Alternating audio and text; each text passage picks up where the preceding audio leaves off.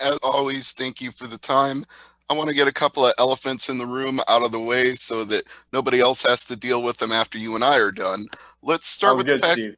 Oh, yeah, I'm doing great. Thank you. And I want to know because we didn't hear about this fight until last week. So, how long have you known that you were going to be fighting Jason Jackson? I have known for about 2 weeks, or they gave me about a 2 week notice from Thursday, so I had about 2 weeks notice.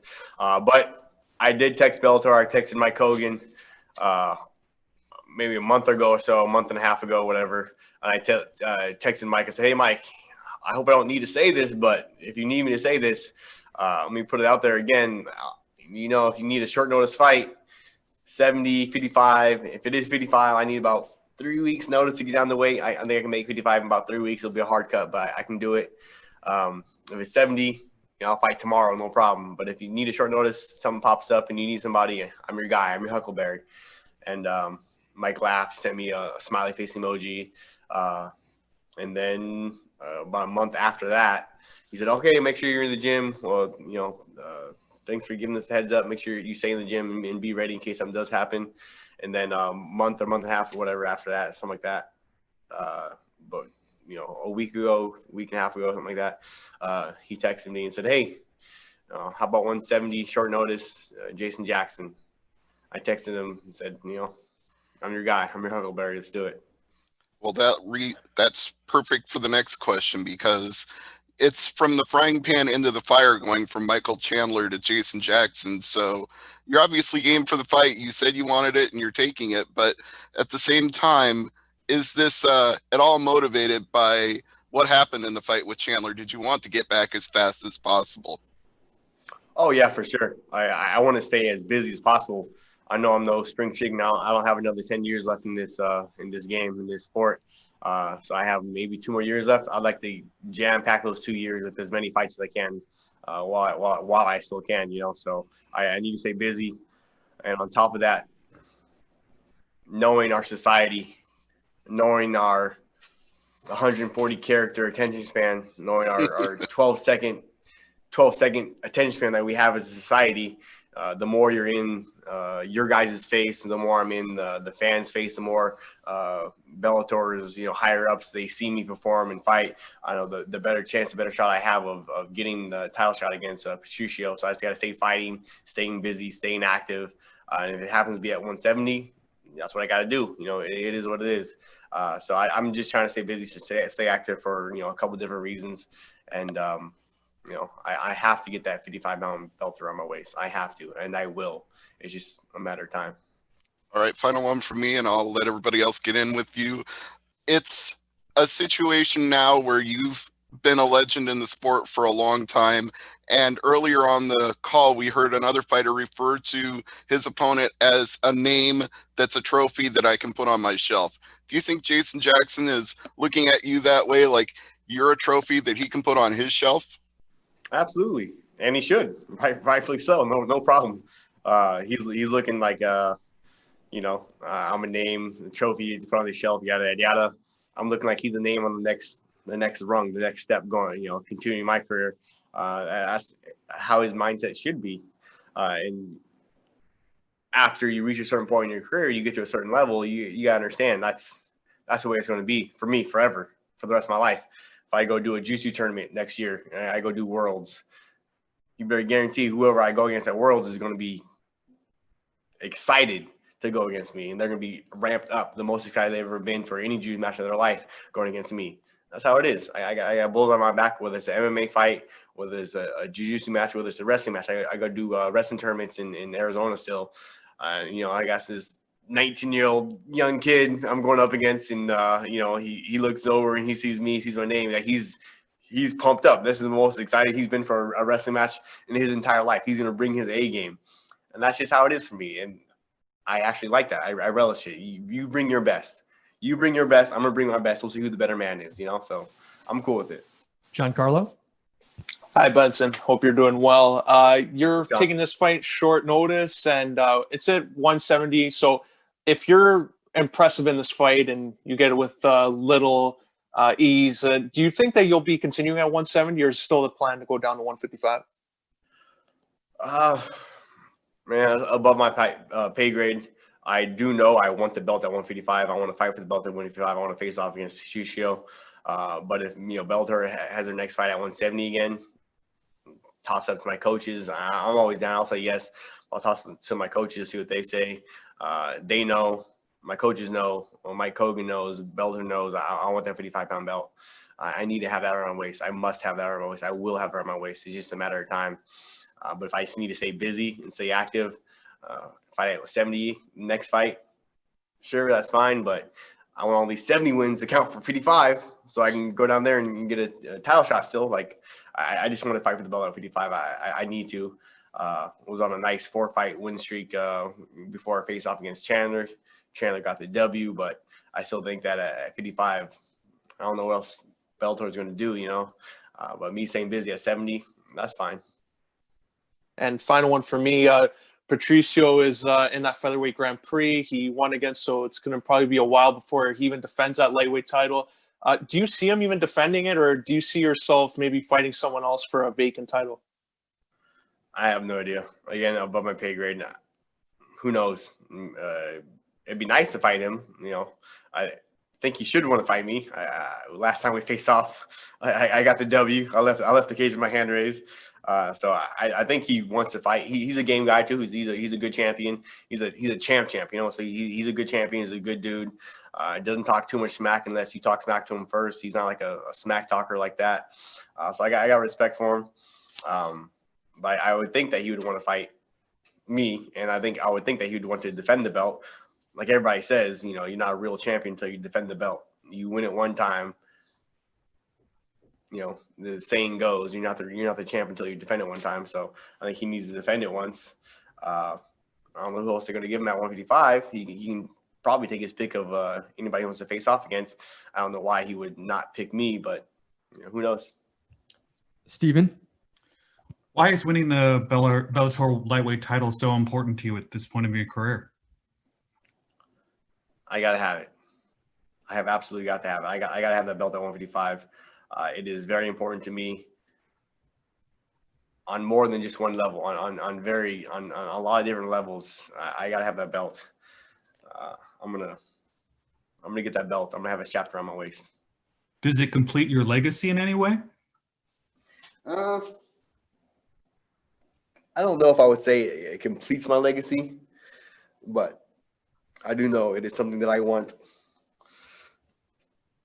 It's something something I gotta have. So I'm gonna go get it. Did Chandler's departure to the UFC in any way change your long-term plans as far as, your prospects for getting that belt? Did it factor at all into, your path to the title? I don't really know. I'm not sure. I think that's, again, above my pay grade.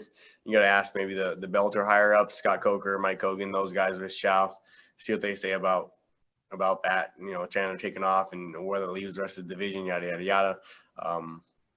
For me, what I know is I have Jason Jackson in front of me on Thursday, and I got to get past him. I got to beat him up, and then hopefully everything else gets sorted out. How much of a risk do you gauge this as, sort of fighting up a weight division on short notice when you're trying to get that lightweight title as sort of your main goal? I think anytime you fight, it's a risk. So this is a risk as any other fight is, whether it's at 55, whether it's at 70. Like you win, it's good. You lose, it's not good. It's bad.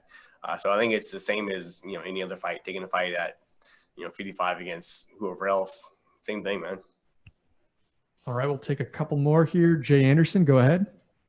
Hey, Benson, welcome back. Just a couple of quick ones for me. First of all, Jason Jackson isn't quite the household name that some of your opponents have been, but, he's looked good recently. He had earlier career fights against Diego Lima, against Colby Covington. He was on tough. Just give us your thoughts on the matchup, first of all.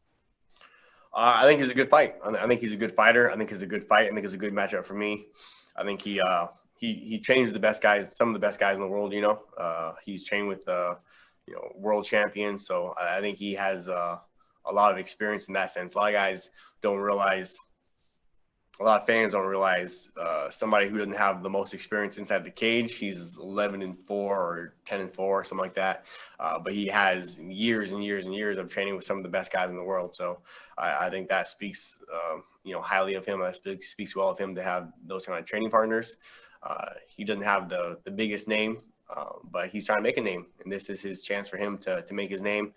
And here you go. Here's your shot. Let's find out Thursday night. And Michael Chandler leaving Bellator, you've shared the cage with him. You've also transitioned between promotions yourself. What are you expecting, from him? And is it harder than people kind of imagine? I imagine you get used to the way things work in a certain promotion, and then you kind of go into a whole new world. Yeah, for sure. I think some of the behind the scenes stuff is a lot different.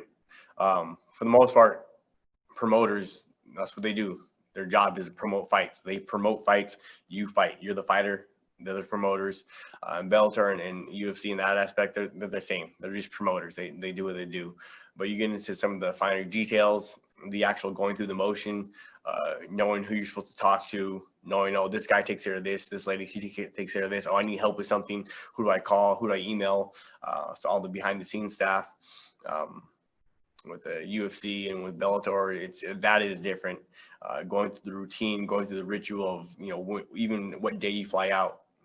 On Bellator, you fly out on these days, 4 days, 5 days in advance. And UFC, you fly out these days in advance. So all that, I think, is can be a factor. It was a factor for me for sure. But I think that Chandler already went once to a UFC fight as a backup or whatever. So he went through the routine himself as a fighter. He went through it himself once. He didn't fight, but he went through the routine. So maybe when he fights for the first time, he'll be a little more used to it. But yeah, it can be a trial. It can be a test. But as a fighter, that's your job. Like, you saw as a young fighter, you don't have really a whole lot of media obligations. The better you do, the higher up you go, the more and more media obligations you have. And then you have to learn how to deal with it, how to adjust, how to take it and roll with it. Same thing for moving organizations. You have to learn how to adjust. You have to learn how to roll with it and go with it. And I think Chandler, he'll do fine. I think he'll do just fine in the UFC. Donna? Hey, Benson. This phrase you've used, I last spoke to you before the Miles Jury fight back in Dublin about a year and a half ago. You've used this phrase, above my pay grade. You've said it in that when I spoke to you then. You're saying it now. You've said it in a lot of interviews. At some point, though, I mean, you're a legend. I mean, there are people with lesser CVs than you who have been given bigger opportunities because they talk, because they push for it. You're desperate for this championship. Do you feel like at some point you're going to have to say fuck it and go out there and start talking a little bit of trash and start demanding things from Scott Coker and the promotion? Nah, I can't do that, man. That would be selling my soul. I will not ever in my life sell my soul and do something that's not genuine and real to me. Do I get mad? Do I get frustrated? For sure. I get very upset, but I show my displeasure in a certain way. Sometimes I do get upset enough to have a outburst or to lash out or do something, but that's a very few and far between. But I'm not going to sell my soul. I'm not going to talk trash. I will refuse. I will not ever do that just for the sake of selling tickets, just for the sake of, getting the championship fight or doing this or doing that. To me, those guys they're pretty low, and I won't do that. But I don't think it would be selling. Of course, but I don't think it would be selling your soul to start, because you mentioned, to get these opportunities, you have to be in front of us. Like you said, we've got 140 character, memory span. When you're in front of us, I feel like maybe if you to get that shot, especially now when at 155 the title is so up in the air, we don't know if it's going to be vacant. We don't know if Pitbull is going to be defending it at some point. It feels like maybe at some point you have to be kind of in the media going, not talking crap about anybody, but calling your shot and saying, I really do think that the career I've had, the fights I've won in this promotion and other promotions, I deserve this opportunity at the Bellator Championship. I won't disagree with you in that. I think there are definitely certain ways to go about it. I'm just saying, I will not go about it in a way that is contrary to who I am as a person, and not in a way that's contrary to my beliefs, the things I stand for the person I am, for the man that I am. But will I have to, maybe perhaps say a little bit more, be a little bit more vocal, be a little bit more articulate in the way I word it in the media? Maybe that is the answer. Maybe I'll have to do that. But me now in this interview, even now, the past interviews, now with the previous questions, saying, hey, I need to, I want to, yada yada yada. Like that's my way of saying, like I want this fight at 155 for the belt. But when it comes to above my pay grade, what I mean by that is that a lot of times it's not my choice. I literally can't make the fight myself. I cannot say, I'm going to fight Patricio. That's the call for Scott Coker and Mike Hogan and Richani, those guys. I cannot do that. So that's what I mean by above my pay grade. Is there's things I can control and things I cannot control, and things that I cannot control. That's above my pay grade. I can't control that. Why worry about it? Why stress about it? I can only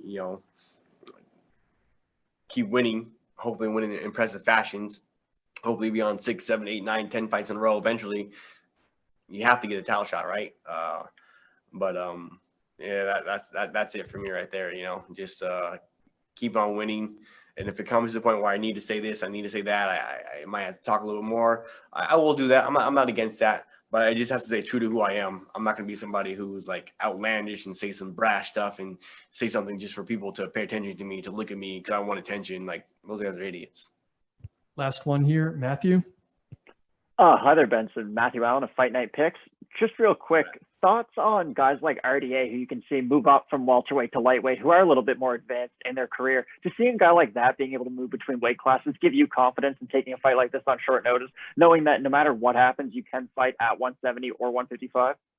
Who was that again? I didn't catch the name you said. RDA, Rafael dos Anjos. Oh, cool. Well, I have fought before at 70 a couple of times, so I have experience on fighting short notice at 170. I had a couple of fights that happened to before. So my confidence comes from there, having done it before and having had success before. And the fact, I'm just like any fighter on the planet. I'm the, if you're a fighter, you should be the most confident fighter on the planet. I am the most confident fighter on the planet, as I should be, as all fighters should be. I have confidence in my skill set. I have confidence in what I do. I have confidence in whoever I match up against. I can find a way to win. I will find a way to win. And Jason Jackson is that case, even at 170, even on short notice. I think I match up very well with him. I'm going to go out there and I'm going to go beat him up. Perfect. And last thing from me, in your last performance against Michael Chandler, there wasn't a crowd there. And I'm just curious, was the fight any different not having that kind of energy in the arena? No, I don't think so. I don't think so. I was able to do a couple of jiu-jitsu competitions, having no crowd. I wanted to actually compete. I cornered a couple of guys where there was no crowd. And it was a little bit different, but you tell your fighter, like, oh, it doesn't matter. It's no big deal. Go out there and go fight. Go beat them up. It's okay. But then, like, in the back of my head as a coach, I was like, oh no, this is a little bit different. Like, I wonder how he's going to take it. I wonder how he's going to do. So I wanted, as a competitor, to actually experience it, to go through it. So I went and took a couple of juicy matches to experience what it was like to compete in front of no crowd, in front of an empty, silent, arena. And so I experienced that. I did that. So I don't think it was as big of a deal for me going to do my first MMA fight with no crowd. And I don't think it wasn't a factor at all, really. Like, you go out there, and you just go compete. It doesn't matter whether it's in the back of a 7-Eleven with 2 people watching, or whether it's in front of 73,000 people. It doesn't matter. You go out there and you go do your best. You go perform. You go have a great performance. And normally I'm able to do that. I'm going to do that Thursday night also. Go have a great performance. Great. Thanks for the time, Benson. Good luck this week. Thank you, man.